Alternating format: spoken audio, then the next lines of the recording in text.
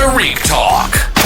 Your host, Tariq Mendez, takes you on a journey with guests from all around the world. Broadcasting around the world. Around the world. This is Tariq Talk.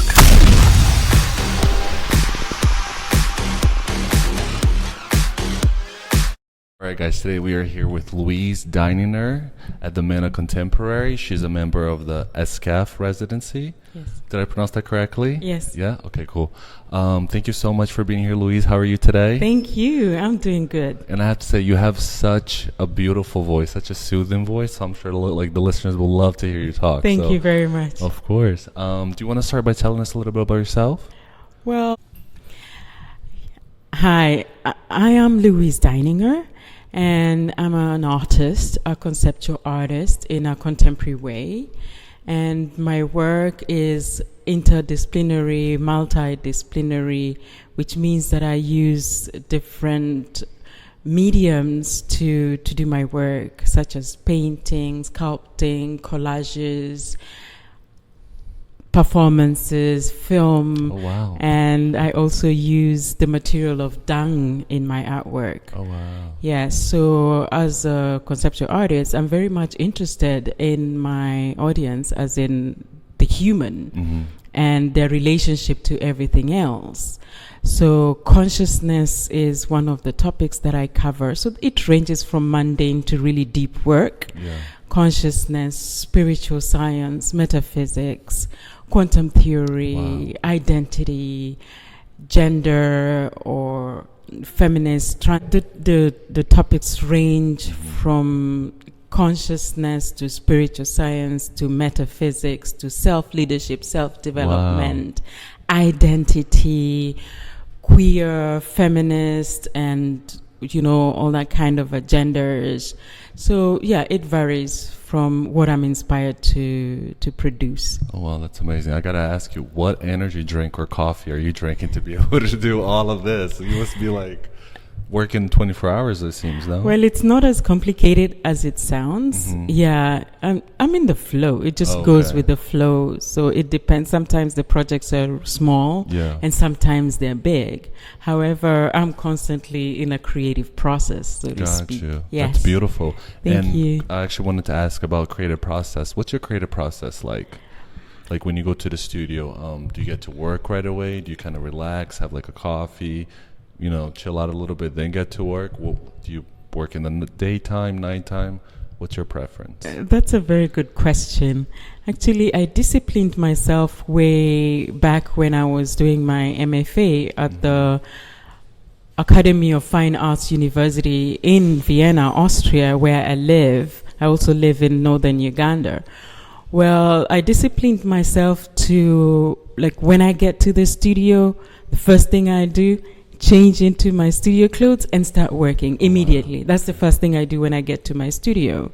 So usually I get to my studio around about 10 o'clock in the morning, and I produce until maybe 5, 6. It depends on how inspired I am. Sometimes it can go a bit longer. Oh, wow. So I have a routine, Monday to Friday I'm in my studio. Unless I'm working on another project, then the weekends will be squeezed in. Yeah, so that's my routine basically. That's beautiful. And how do you handle, like, if you go to the studio and you start to create, but you're not really getting out what you had in mind? Like, do you normally stop for the day, or do you push yourself? Like, how do you balance that? Well, the thing is, I have again disciplined myself to always be working on a project. It can be something very small, like a painting or a sculpture or an object that I'm working on. So usually there's something that I have to create in my studio, and it's an ongoing process. So I start a painting and then I'll finish it, or continuously working on it. I work in series, so I'll be working on series. So basically when I'm in my studio, there is stuff to be done. I never really get into a situation whereby, I'm not inspired to do something. So no, it doesn't happen. And then also I wanted to ask about ideas. Where do ideas come for you? Like, do you have to be in motion, like driving, traveling, or do you have to be still? Like, how does inspiration come to you?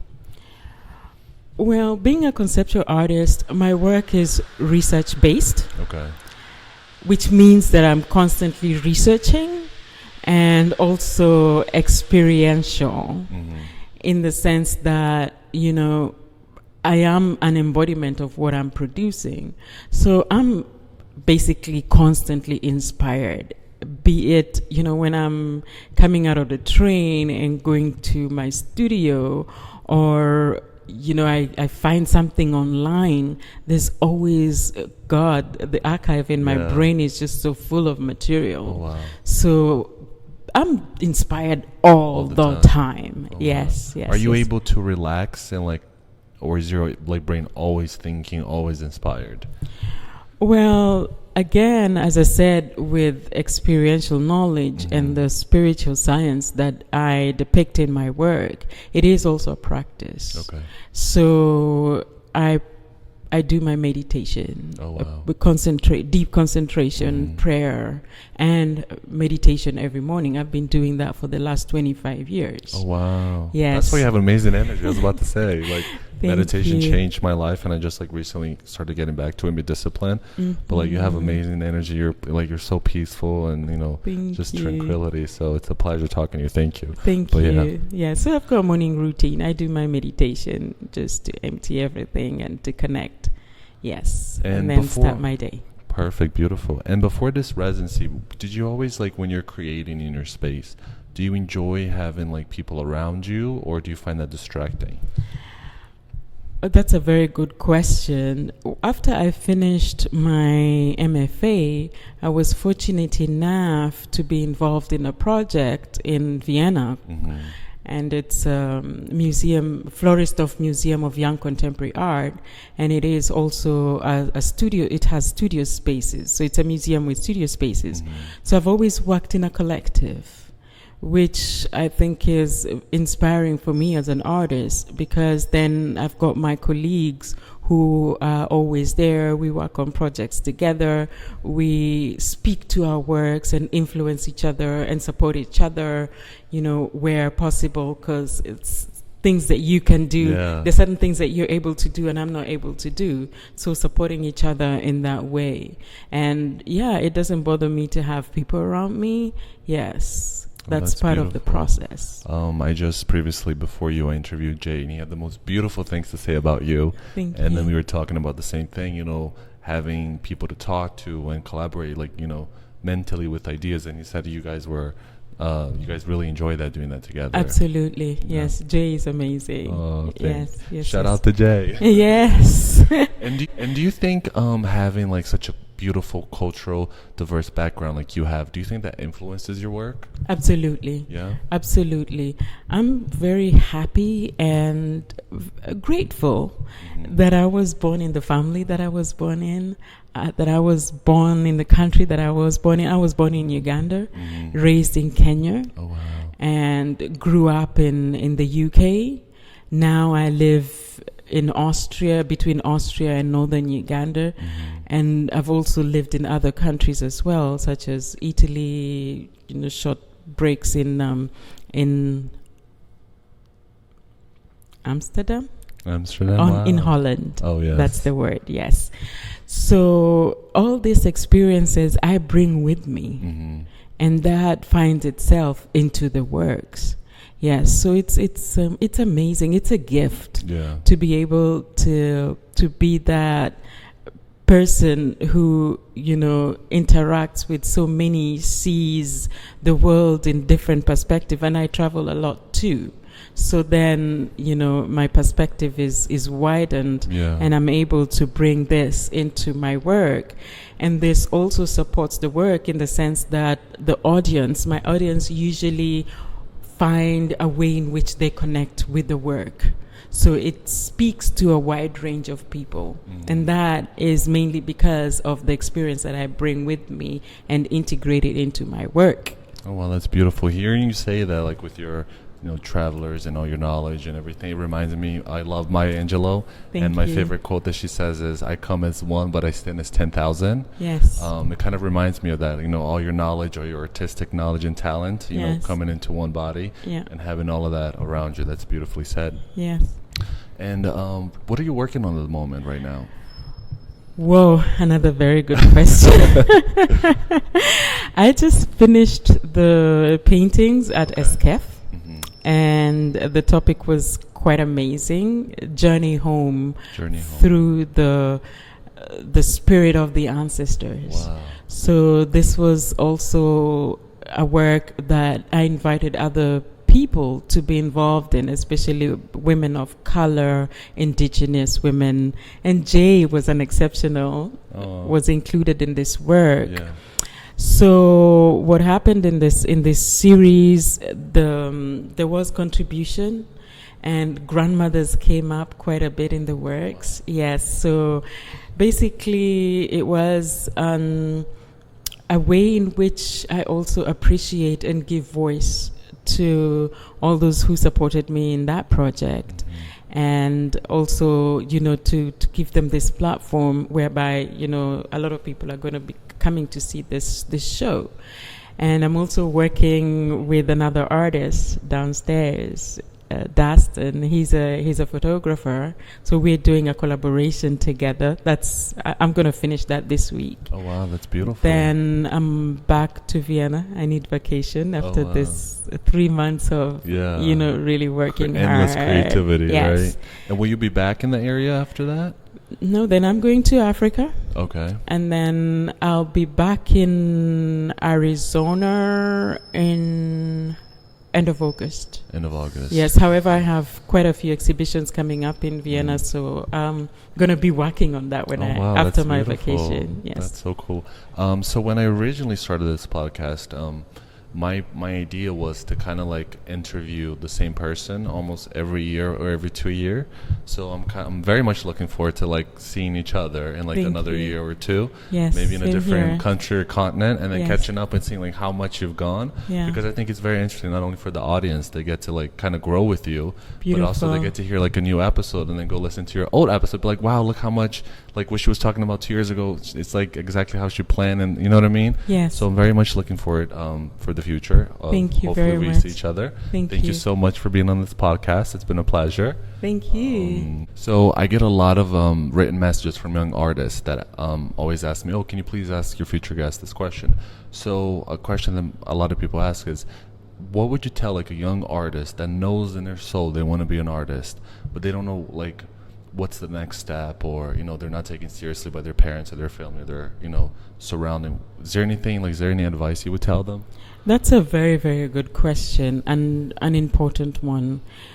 If and when you have a passion for what you do, stick to it and remain true to yourself, in the sense that, and this I noticed in the art industry or in the art market, that a lot of people tend to follow trends. Yeah.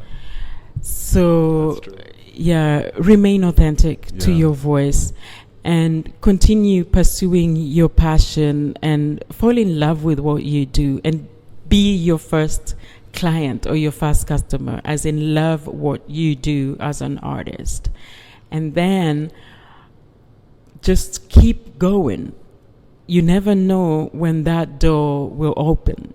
And the door opens according to how much effort and how much work you have put into your process. So it is a journey. It needs a lot of patience. So don't be impatient. Just continue doing what you do.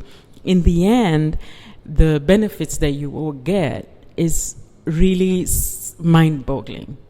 However, it needs you to stay true to yourself and keep going and keep doing what you need to do.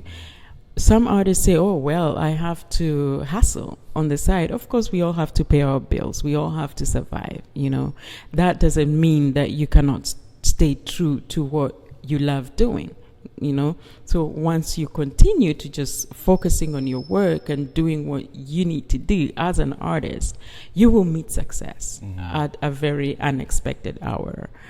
In my case as well, my family couldn't understand why I chose to do art. They would have expected me to maybe be a lawyer or a doctor. be a leader. I am a leader, Absolutely. So they expected me to follow that path. However, my calling was different. So I am able to also change the world through what I do and also earn from what I do. And it's a process. It's a journey. It needs a lot of discipline. It needs a lot of commitment. It needs consistency. It needs belief, especially believing in yourself and your worth, and everything else will just follow. Oh my gosh, I have goosebumps. That was beautifully said. Thank I feel you. like you could do anything. Seriously, you could even be like a life coach with what you just said. It's so motivational, and I really hope the listeners really take that away, if anything, from Thank today. you. I'm trained as a coach as well. No way. Oh my God. There isn't anything that you don't do, it seems. I'm telling you. I need to know what coffee and energy I'm drink a is. satisfied leadership coach. Wow, Yeah. that's beautiful. Yeah. Wow, I'm so glad we met today. Thank you. And do you mind sharing with us your Instagram and website, please? Yes, Louise Deininger is my Instagram handle, and my website is www.louisedeininger.com. Beautiful. And are Thank you you. open to commissions if people reach out to you? Can you like do it through your Instagram or your website? I do have my collectors, Okay. and from time to time they commission me to do work. Okay. And I have my agent and manager, so Perfect. everything is done through my Through manager them? and Okay, agent. perfect. So Yeah. they can just like reach out to you on Instagram and you can just direct them to the other Yes. people. Yes. All right, perfect. It's Thank been a you. pleasure having you here today. Thank Thank you you so very much for much. taking the time Yes. with your beautiful story, and it's been Thanks. a pleasure. Thank you. Thank you for listening to Tariq Talk. Follow Tariq Talk on all social media channels and check out the video interviews online.